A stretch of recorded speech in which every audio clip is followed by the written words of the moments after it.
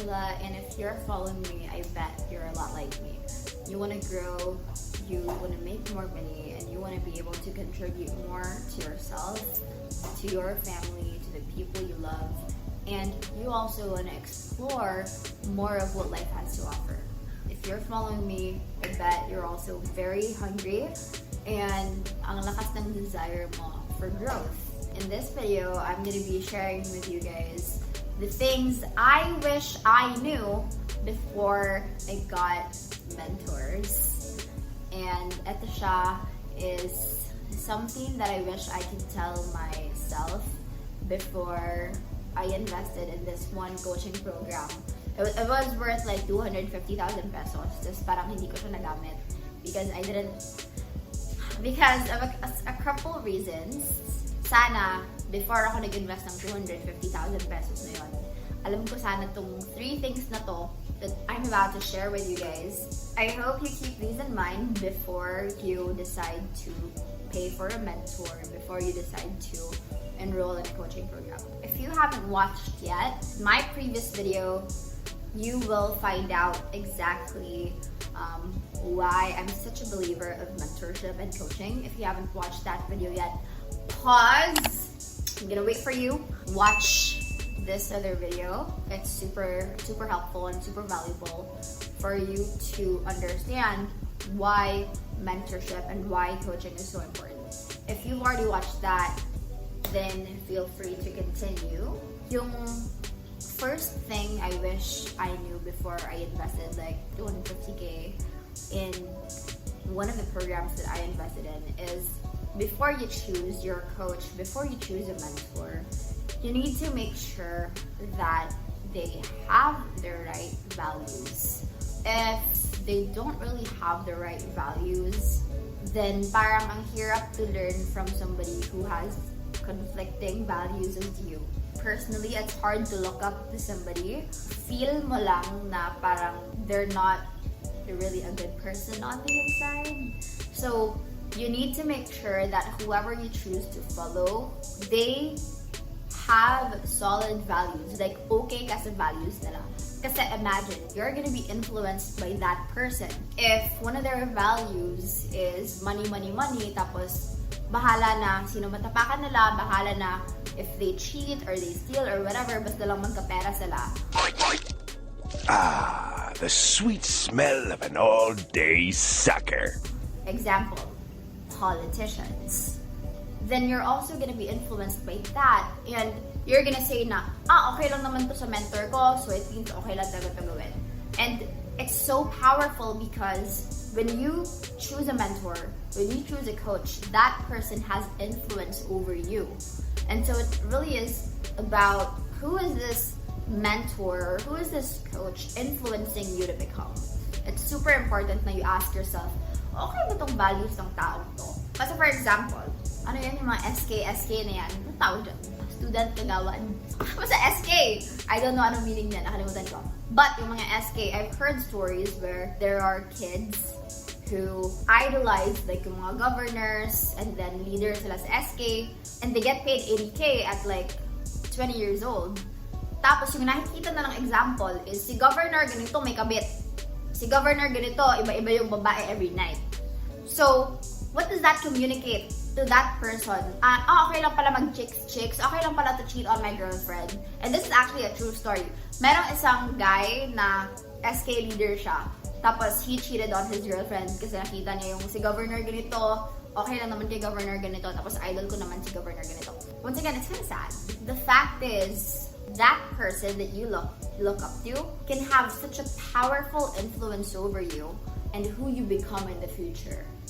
And if you know my principles to success, you guys know that, success to me is not just about the money, it's about the person that you become as well. Before you commit to somebody's process, at least alamin niyo yung values behind that process. Kasi there are so many different paths to success. There's no one path to success na eto lang yung only path. There are so many different ways to money, but the thing is, how do you get to that destination? How do you make the money? How do you handle yung mga relationships mo with your clients, with your customers. That's why I highly encourage you to get to know the person that you put on high regard. If you're gonna choose a coach, if you're gonna choose a mentor, at least make sure, ito talaga yung hanapin mo, okay? Make sure that they actually care about you, they actually care about your success, and they're not just doing it for the money. Okay? Let's face it, many of us do the things that we do partly for the money. I don't know if merong tao na sasabi na, oh, I'm really not doing this for the money. Kasi it's really not about the money, it's about what the money represents to that person. But a majority of people will do things for the money, not telling you na if your coach likes money, then that person is evil. Amen. No, it's not like that. They care about you, they care about your problems, they care about where you are. You know, yung tao talaga na concerned sa'yo. Yung tao na hindi ka lang dollars sa kanila, hindi ka lang figures in their bank account. Kasi merong mga ganun eh. Like mga ma-feel mo na, oh, you know what? Negosyo lang pala talaga to para kay ganito. Because that's how I felt when I invested 250,000 pesos in a program, tapos hindi ko siya nagamit kasi I just didn't feel the care and I didn't feel the alignment. Ayun, I didn't feel the alignment. I think naman that was a valuable experience. I learned na if hindi aligned sa akin yung coach, if hindi aligned sa akin yung program, I would not be motivated to take action. And if ganon, I'm not gonna have the results that I want. That's a 250,000 peso lesson that I just shared to you guys. I hope that saves you a lot of money.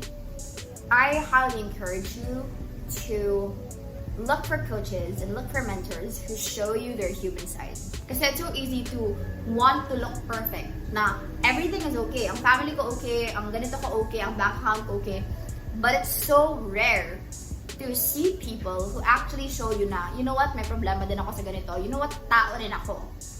So, mas madali actually na makarelate, mas madaling matuto from someone who shows you na nanggaling na sila kung saan ka. They've already made the mistakes that you are yet to make.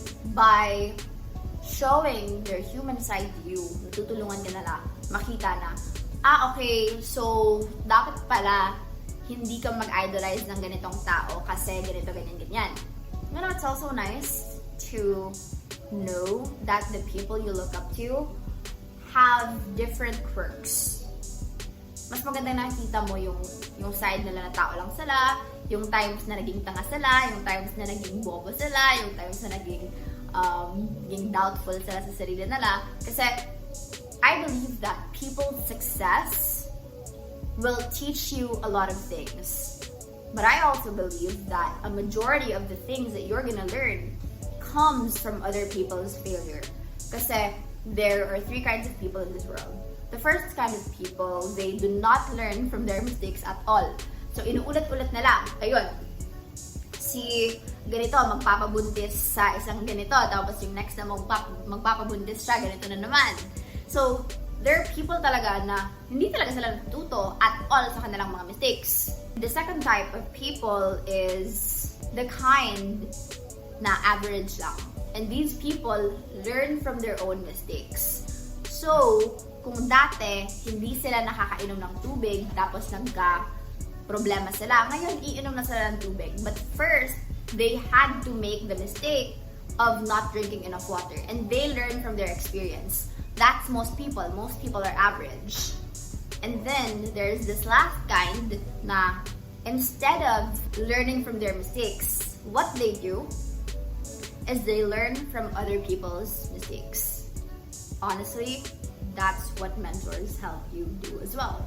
They help you learn from their mistakes so that you do not have to go through the pains that they had to go through. Alam mo yun, para siyang shortcut na, uy, huwag kang dumaan dun sa EDSA kasi ang traffic sa EDSA ngayon, dapat dumaan ka sa Burgos Circle or whatever. Dito ka dumaan. Para sa lang GPS for you. And when you have a good GPS, when you have a good mentor, you're gonna save so much time, you're gonna save so much heartache, you're gonna save so much money, and the most important thing is you're gonna become a much better person in the process. Ayun, ubusan ako ng laway doon. Okay, wait lang.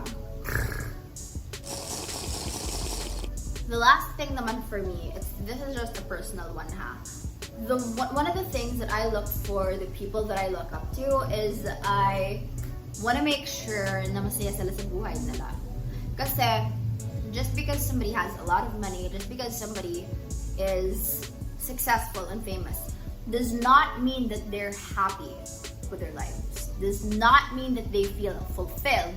And what's the use of having all these things when on the inside you feel dead? When on the inside, feel mo failure ka pa rin. Diba? Parang nakakalungkot naman. For me personally, yes, I look for people na successful. I look for people who are way ahead of me. But then I also look for people who have nice values, who are actually happy with their lives, and who have a holistic path to growth. Hindi lang siya pera-pera, but they also encourage you to actually be a good person. So that's very important to me. Kasi, you know, parang nakakahawa rin yung energy eh. And I want to be around happy people. Alright? I hope you guys learned from this. I actually hope that I got to teach this to my 18-year-old self. And now you guys are getting it for absolutely free from this channel. I hope that you're enjoying videos so far, and make sure to give this a thumbs up if you like the fact that I'm speaking in Filipino kasi medyo nagsistruggle pa rin ako on camera. So I hope you guys appreciate the effort. Let me know if you guys like it, and I want to know ano yung hinahanap mo kung nag-a-assess ka ng mentor. What do you look for in a person before you say na, ito siya, I want this person to be my coach, or I want this person to be my mentor? Let me know in the comments below, and I will see you in the next video. Bye!